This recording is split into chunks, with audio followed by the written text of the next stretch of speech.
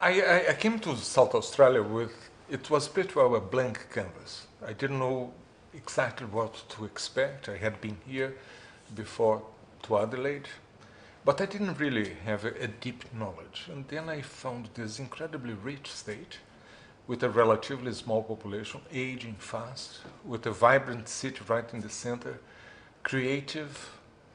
It's enough to think of the thinker in residence concept. I have never seen this anywhere in the world.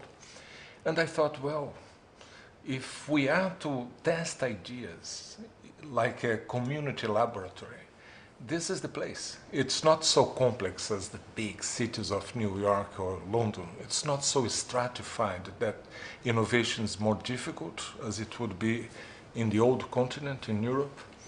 And because you have a relatively small population concentrated, but also out there in remote areas, you have a bit of everything. So I thought, well, there is a strong conceptual framework, and this framework is important because it sees the world with a different mental frame.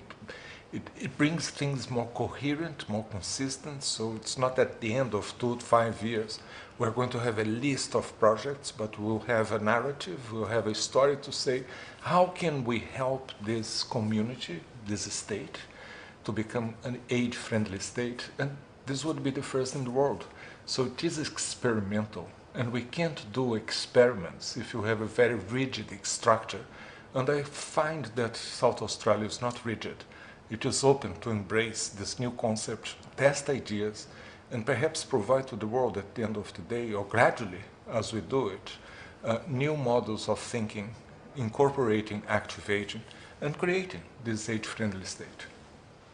It starts with government, because although like any other government, it is hierarchical and you have a pyramid, you also have here more flexibility for those that are at the bottom to influence those that are at the top, and those that are in the top to be open, to listen. Maybe because it's small enough.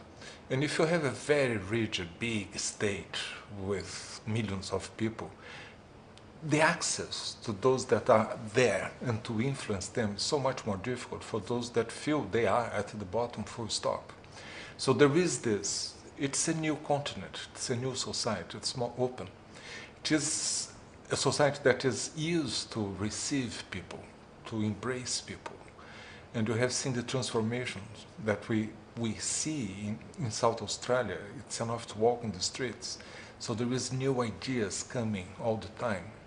And because you have distinguished yourselves by creating this idea of a city or a state, of festivals, of new ideas, of vibrancy. You want to achieve this.